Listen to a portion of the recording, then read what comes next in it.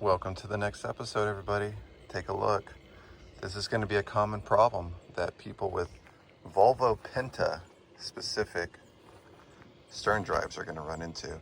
Now, if you're watching this video and you have a classic, right, OMC Cobra that doesn't have this little bubble on top, whereas it's just flat, this bubble means it's got a cone clutch in it.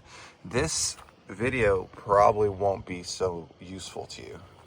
But if you do have a OMC that isn't labeled Volvo Penta, I think it was around 95, 96 where they weren't labeled that, but it has this little bubble up here, this video is going to help you. And here's the scenario.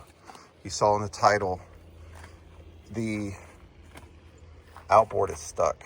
The stern drive specifically is stuck. And this is where you're going to see it. You're going to get this far, you're wiggling it. Hopefully you didn't use a flathead or anything in here to mar up that surface, but you can't get it any further than this.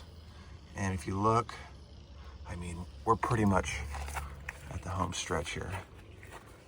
You see here, I've got my hydraulics pulled up with rope. That's very common. I like to do that. Take a look. I mean, it's almost completely removed.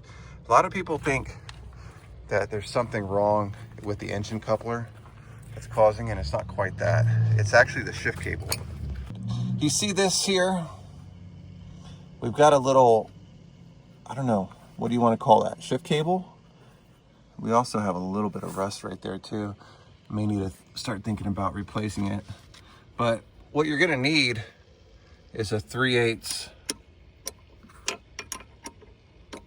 wrench. I've already kind of loosened it off camera here. Let's see if we can turn it. And basically with this model, with a cone clutch, this is one of the gotchas that they don't talk about, where you physically cannot remove your stern drive any further than this if your shift cable is still intact. You see it? Like it's actually under tension. And that's why, you see that little keeper towards the end, it's a C. That's what's holding that stern drive in place.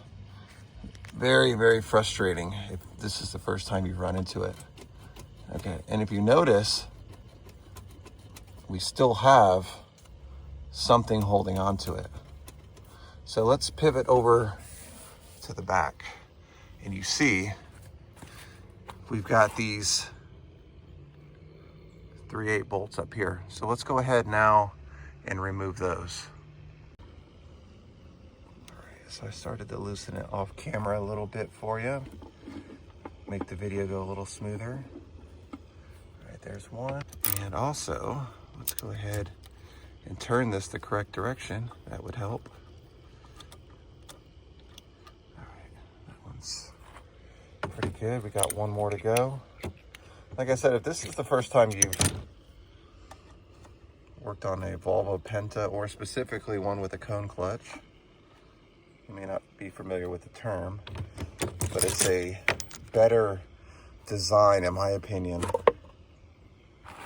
All right, take a look in here.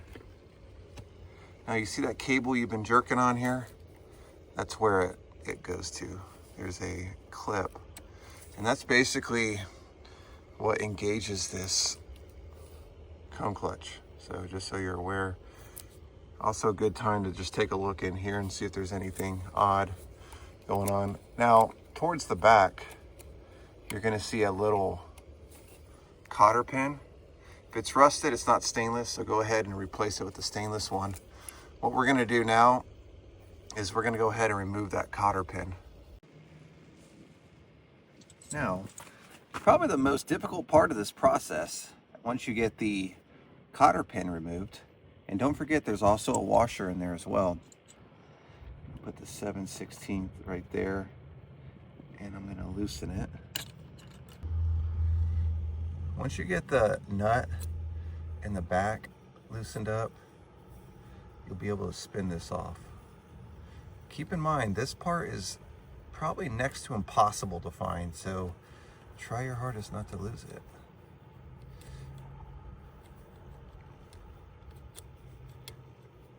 All right.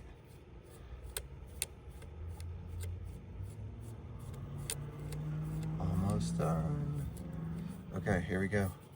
And let's go ahead and grab our cotter pin and washer. See if I can grab it here. And let's go ahead and try to remove the stern drive now. All right, well, I hope you liked the video. As always, hit that subscribe button. Like the video, leave some comments in the comments field below. If you got any questions, I'm here to answer.